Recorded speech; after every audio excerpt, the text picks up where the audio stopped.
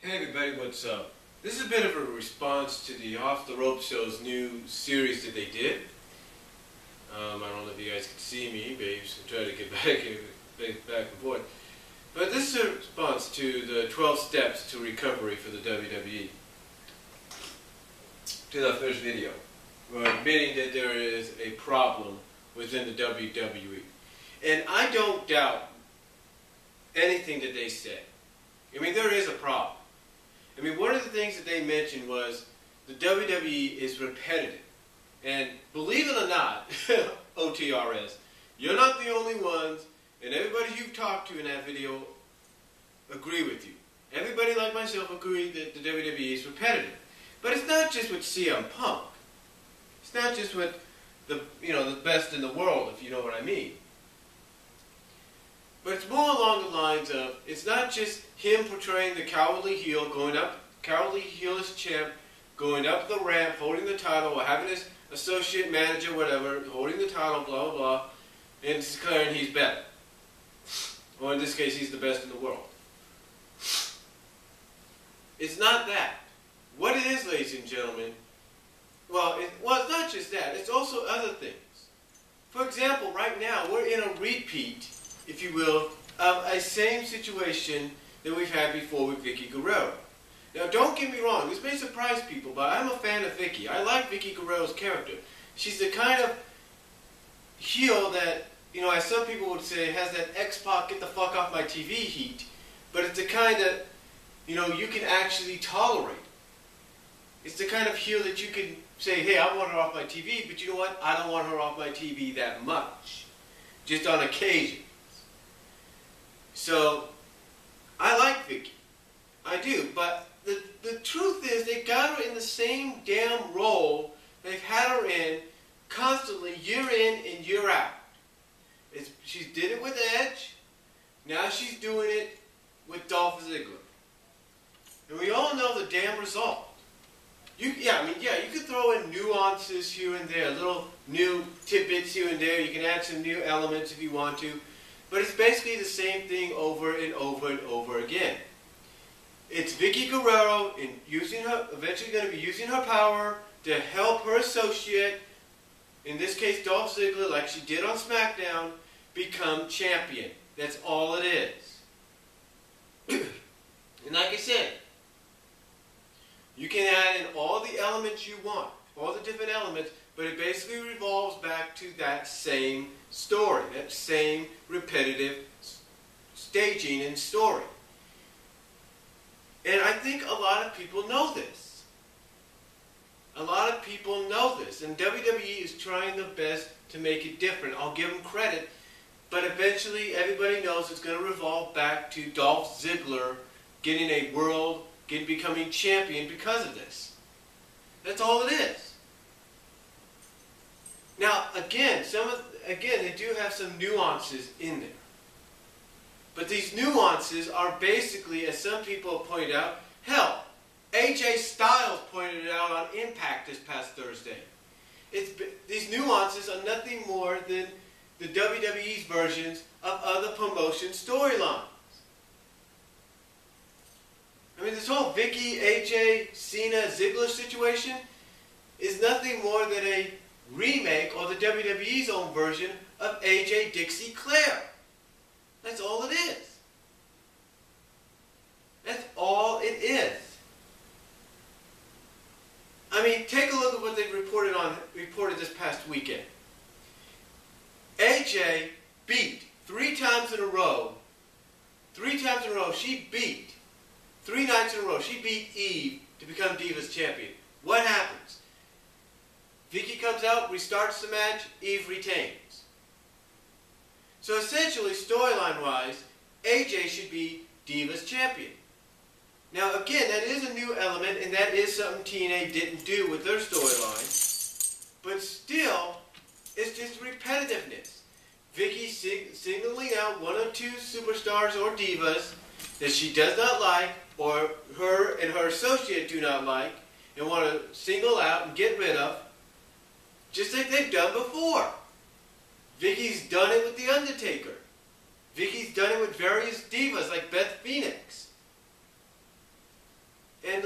go on. It's just the same thing over and over again, but with different nuances and different angles to it. But it's just the same thing repeating, with eventually the damn same result.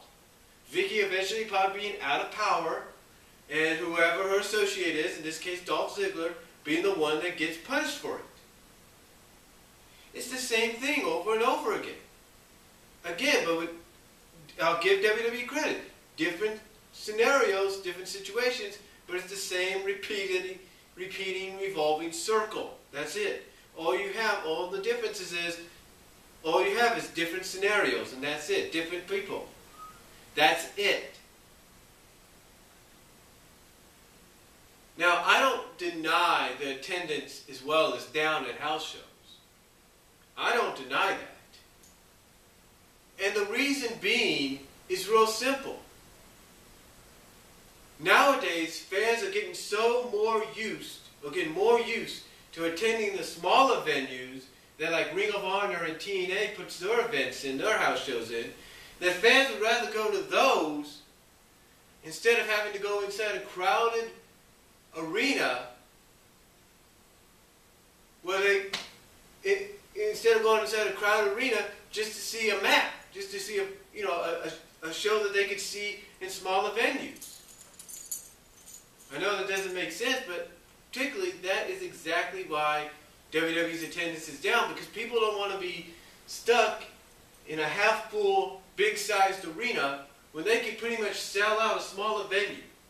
I mean, imagine this living room that I'm in right now as a small venue. This could basically be like one side, here's a crowd, one side, there's a crowd, here's a crowd on that side, here's a crowd on this side, there's the ring. That's what fans are being used to thanks to TNA and ROH. And that's the WWE's problem.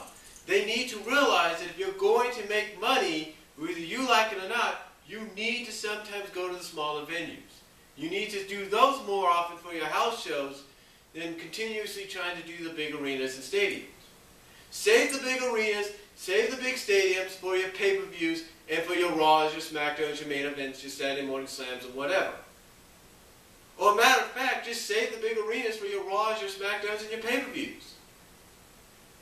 I mean, look at NXT. It sells out, free or not, free admission or not, at Full Sail Stadium, Full Sail University, all the time they do the 3 tapings. It sells out. It sells out. It sells out. It's full. People like it. And that's the kind of venue, if not a little bigger, that WWE should start focusing on for the house shows. It'll get them a sold-out crowd. It'll get people watching. It'll get people in attendance, and they'll enjoy it. And again, save your Raw, save your SmackDowns, save your pay-per-views for the bigger arenas, and use venues like Full Sail University, venues like it, if not a little bigger, for your NXTs, for your main events, for your superstars, for your Saturday morning slams. Save it for that, and I guarantee you, revenue will go up. It's no lie, folks. It's no lie. And I think a lot of people know that. Another thing I do agree is name recognition. There are some names, though, that people do know. You can't deny that. Undertaker is one. Triple H, Cena, Orton, and even Punk to some extent. But when I say Punk to some extent, it's because the casual, if not, well, not just casual, but the more constant WWE fan that constantly watches it week after week, Raw and SmackDown after that, you basically are the constant watcher, weekly watcher, monthly, yearly watcher, day-by-day watcher of WWE. The reason they might not cheer for CM Punk or recognize CM Punk as much as they should, even though they constantly see him on a weekly and monthly basis and daily basis, is because he's not a WWE product guy. And to the casual wrestling / WWE fan that tunes in, they'll recognize him and they'll go like, oh, that's CM Punk from ROH. That's CM Punk from TNA. That's CM Punk from the Indies. I know that guy.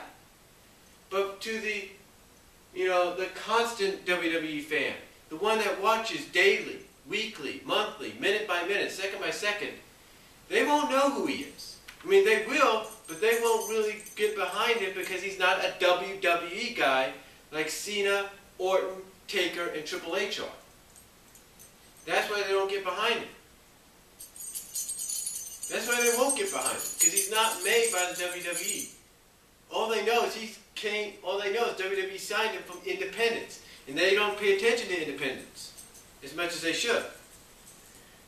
Another problem, and I know OTRS will address this, is they need new superstars. They need new divas. And you know what? They've got a whole roster on NXT right now that's getting exposure courtesy of Hulu Plus and stuff that they can bring up eventually. Leo Kruger. Look at this guy, impervious to pain. Bring him up. Bring him up. Seth Rollins, bring him up. Cassius Ohno, bring him up. These guys can make, these guys are names that you can definitely make your own. Yes, Rollins and Ohno, formerly RH stars, but can be WWE made stars if WWE doesn't. I mean, they'll already get behind Rollins as being the next Jeff Hardy. I mean, bring him up. Bring Kruger up. He could be a big-time heel for you. Big E Lanston. Bring him up. You want somebody to match power with Ryback? Bring him up. Bring him up. I mean, you got all these NXT. Paige, for goodness sake, bring her up. You know what I'm saying? Andre Marie, bring her up. You got all these superstars and divas on NXT that you can bring up right now, because they are ready, in my opinion. And it will help you create more stars. It will help you create more household names that people will get used to. And it will create fresh feuds, fresh rivalries for people like Punk, Cena, Sheamus, Orton, Big Show. The list could go on. Get what I'm saying? That's another problem WWE needs to fix, is they need to bring up those kind of people out of NXT. I mean, you don't just have NXT where it is, and you have them signed over to there without trying to bring them up. You should bring them up. The best opportunity you got right now is two of your big upcoming Big Fours. Survivor Series. Do an NXT Survivor Series match. And whoever is the sole survivor or survivors, let them go onto the main roster. Royal Rumble. Let some of your NXT superstars enter the Royal Rumble. Get the point I'm trying to say? It'll help you create more stars. It'll get more fresh faces and rivalries and stuff for all your current stars. I mean, imagine Leo Kruger against John Cena. John Cena's always seemed to be like Superman, like he could just beat anybody, right? And I'm a John Cena fan. You put him in a rivalry in a feud with Leo Kruger, a guy that's being portrayed as someone that's impervious to pain. There you go. The point I'm trying to make is, folks, is WWE's problems, they do have them. I do agree with the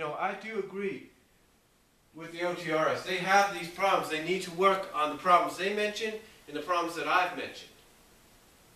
They need to do it. They need to fix these problems. And I think the main problem is they need to go back to a PG-13, if not a TV-14 format, at least for the second to third hour. First hour would be PG, no problem. Second to third hour, go back to 14. And that will attract viewers. I guarantee it. But that's all I'm going to say in my response to the first video. Tell me what you guys think. Video responses and comments are welcome. And I will talk to you all later. Peace out. But tell me if you agree or not.